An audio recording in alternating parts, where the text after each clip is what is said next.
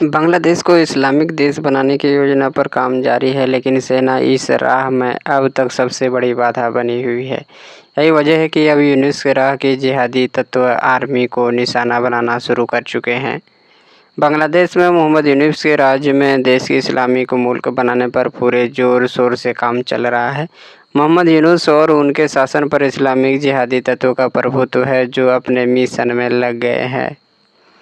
देश की राष्ट्रीय संप्रभुता की रक्षा करने वाली संस्थाओं को अपने कब्जे में सुनिश्चित साजिश के चाल चल रही है, लेकिन बांग्लादेश की सेना इस राह में अब तक का रोड़ा बनी हुई है। यही वजह है कि अब सेना को सावधानीपूर्वक तैयार किए गए सफाई अभियान के जरिए निशाना बनाया जा रहा है।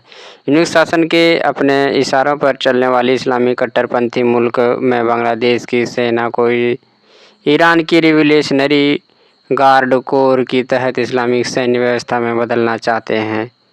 मोहम्मद यूनुस ने चारों तरफ इस्लामी तत्वों का घेरा है। उसकी सरकार तुर्की मॉडल पर काम कर रही है। विरोध में उठने वाली आवाज़ का दमन किया जा रहा है। वही इस्लामी कट्टरपंथी पूरी आज़ादी से काम कर रहे हैं, जिसमें अलकायदा और हिजबुल तहरीर जैसे आतंकी समूहों से जुड़े हुए हैं। बांग्लादेश में इस्लामी कट्टरपंथियों को पाकिस्तान से प्रेरणा मिल रही है, जहां सेना के छत्र छाल में जिहादी चरमपंथी पाले जाते हैं। वहीं इसके उलट बांग्लादेश की सेना कट्टरपंथियों के खिलाफ एक्शन चलाती रही है।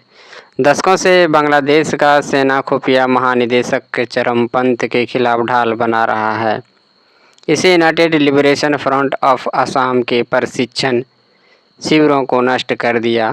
जमातुल मुजाहिदीन बांग्लादेश, हरकत अल जिहाद अल इस्लामी और अंसार अल इस्लाम पर कार्रवाई की तो आईएसआई से जुड़े आतंकवादी नेटवर्क को ध्वस्त कर दिया। इस्लामिक समूहों के लिए डीजीएफआई और सेना उसके जिहादी एजेंडों की राह में सबसे बड़ी बाधा है। इसके लिए उन्होंने व्यवस्थित तरीके से निशाना बनाया जा रहा है। यूनुस शासन पहले ही पूर्व डीजीएफआई प्रमुखों के खिलाफ मानवता के विरुद्ध अपराध के आरोप दर्ज कर चुका है। कथित तौर पर सेना प्रमुख जनरल वकार उज जमाल के खिलाफ भी इस तरह की कदम उठाने की योजना बनाई जा रही है। इसका आखिरी लक्ष्य सेना को कमज़ोर करना और उसके जगह ईरान की IRGC के तर्ज पर इस्लामिक आर्मी बनाना